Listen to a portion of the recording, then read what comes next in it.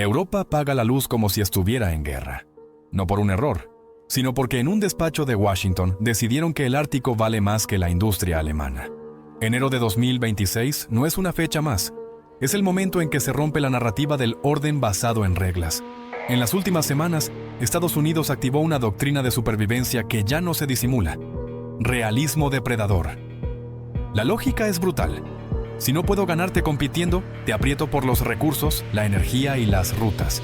Hoy vas a entender 3 cosas que los titulares están contando por separado, pero que son una sola historia. 1. ¿Por qué Moscú dejó que Venezuela se hundiera sin mover un dedo? 2. ¿Qué hay bajo el hielo de Groenlandia que vale una guerra comercial total con Europa? Y 3. Mientras el Pentágono exhibe músculo con portaaviones envejecidos, ¿qué construyó China en Perú para volver irrelevante parte de ese poder? Esto no es diplomacia, es toma de rehenes.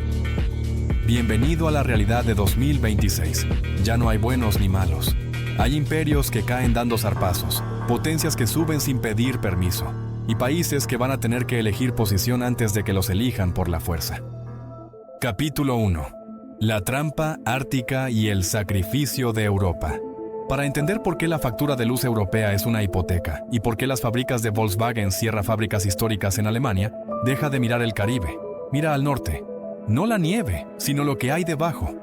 La verdadera razón por la que Trump intentó comprar Groenlandia. La prensa se rió cuando Trump quiso comprar Groenlandia años atrás. Hoy, el Pentágono suda frío. Los datos son aterradores. China controla 44 millones de toneladas de tierras raras y el 90% de su procesamiento. Es un jaque mate técnico. Sin esos minerales, no hay F-35, ni misiles hipersónicos, ni transición verde. Estados Unidos, con apenas 1,9 millones de toneladas, perdió esa guerra tecnológica antes de disparar la primera bala. Groenlandia es la única tabla de salvación de la OTAN. Posee los depósitos más grandes del mundo de disprosio y neodimio. Es la única reserva capaz de romper el monopolio chino. Y Washington ha decidido obtenerla, no negociando, sino por estrangulamiento. Las tarifas del 10% contra Alemania y los nórdicos no son una disputa comercial, son una extorsión explícita. La amenaza es clara. Si para junio de 2026 Europa no cede la soberanía funcional del Ártico a las mineras estadounidenses, los aranceles subirán al nivel de destrucción total. La Make Greenland Great Again Act es explícita. O Europa entrega los recursos, o su industria automotriz muere. Europa no tiene opción. Cayó en la trampa perfecta. Cambió la dependencia del gas barato ruso por la dependencia del gas caro estadounidense, creyendo que era el precio de la libertad. En 2019, el GNL de Estados Unidos era el 4% de las importaciones. Hoy supera el 58% y subiendo. El gas que Europa necesita para respirar tiene un solo dueño, Washington. BASF, el gigante químico, no está apagando sus máquinas en Alemania porque sean viejas. Las apaga porque encender el interruptor allí le cuesta 4 veces más que en Texas o China. No es una crisis, es una mudanza forzada. Es la desindustrialización de un continente en tiempo real. No puedes disparar contra quien te vende el oxígeno. Europa pagará la factura de la seguridad mineral de Estados Unidos con su propia prosperidad. Mientras Europa se asfixia, el Caribe se reordena. Misma lógica, distinta herramienta. Capítulo 2. El swap venezolano. Realismo versus ideología. Mientras el norte se congela, el Caribe se reordena con frialdad contable. Para entender por qué Putin dejó caer a Maduro sin disparar, olvida la hermandad socialista y piensa en activos y pasivos. Para 2026, Maduro era un pasivo insostenible para una Rusia que quema su presupuesto diario en el frente del Donbass. La inteligencia ya sabía que el Kremlin buscaba un intercambio desde hacía tiempo. Libertad de acción para Washington en Caracas, a cambio de que Estados Unidos reconozca, de facto, la esfera rusa en Ucrania. No fue conspiración, fue mercado. Con el ejército ruso estirado al límite, el trato se cerró en las sombras. Rusia no traicionó a Venezuela. Salvó a Rusia sacrificando un peón indefendible para asegurar su frontera, validando el retorno brutal a las esferas de influencia del siglo XIX. La prueba de que esto es una transacción corporativa es quién gobierna hoy. Washington no instaló a María Corina Machado, validó a Delcy Rodríguez. ¿Por qué? Porque la física de las refinerías no entiende de ideologías. El complejo de refinación de la costa del Golfo, el más grande del mundo, padece una adicción que el fracking de Texas no cura. El petróleo de esquisto es ligero y dulce. Las refinerías de gigantes como Valero o Citgo están diseñadas para crudo pesado y ácido. Sin el crudo venezolano, operan a pérdida o dependen de Canadá. Trump no busca urnas, busca barriles específicos con una composición química que México ya no exporta. El resultado es un blanqueo de recursos global. El petróleo que ayer iba a China con descuento en la flota fantasma, hoy fluye legalmente y a precio de mercado hacia Texas. La jugada del realismo depredador es doble. Bajas la gasolina para el votante estadounidense antes de las elecciones y cortas el suministro barato a China, obligando a Beijing a pagar precios inflados en el mercado abierto. Venezuela no cambió de régimen, cambió de cliente principal en una fusión y adquisición hostil. La estructura chavista se mantiene para garantizar el flujo y evitar una guerra civil. Y la democracia es solo el eslogan de marketing para vender la intervención. Estados Unidos asegura barriles, China asegura rutas y Rusia asegura su frontera. Al soltar el lastre caribeño, Moscú compra lo único que el dinero no paga, que Occidente mire hacia otro lado, mientras consolida el este de Europa.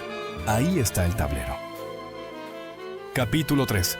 La ruta de la seda versus el muro de tarifas. Mientras Estados Unidos gasta capital político en guerras arancelarias y cambios de régimen, China juega a la física aplicada. Bienvenidos a Chancay, Perú, el kilómetro cero del nuevo sistema operativo mundial. No es un puerto, es la muerte logística de la doctrina Monroe. Hasta ayer, Sudamérica era una prisión geográfica. La soja brasileña y el cobre chileno debían cruzar el canal de Panamá bajo vigilancia del Comando Sur o dar la vuelta al continente, tardando hasta 40 días en llegar a Shanghái. Era un cuello de botella diseñado para el control norteamericano. Chancay rompió la jaula.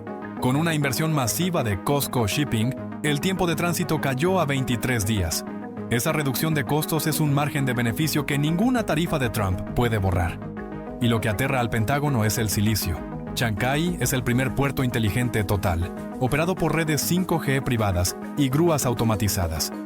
Mientras los puertos de California sufren huelgas e ineficiencia, en Perú camiones autónomos mueven contenedores con precisión quirúrgica, imponiendo los estándares tecnológicos chinos. Beijing no solo construye muelles, exporta el estándar digital del comercio global. El impacto es devastador. Brasil ya no necesita el Atlántico ni Panamá. La seguridad alimentaria de China se desacopla de las rutas controladas por la OTAN. Es jaque mate logístico. Si Washington quisiera bloquear suministros en una guerra, la ruta ya no pasa por sus controles. La diferencia doctrinal es abismal.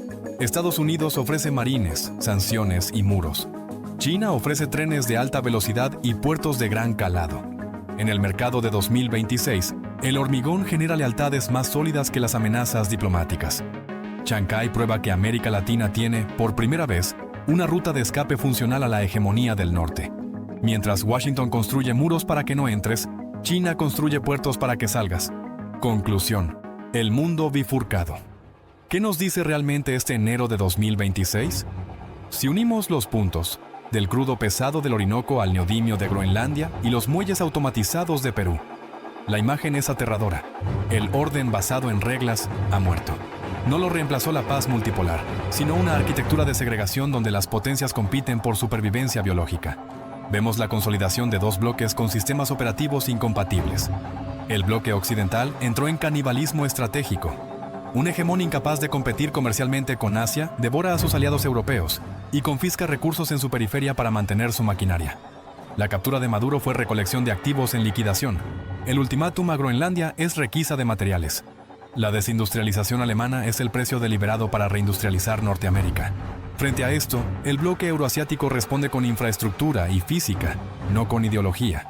Rusia sacrifica peones en el Caribe por fronteras seguras en Ucrania. China responde al cerco naval no con flotas, sino con puertos como Chancay, que reescriben la logística global y vuelven irrelevante a Panamá.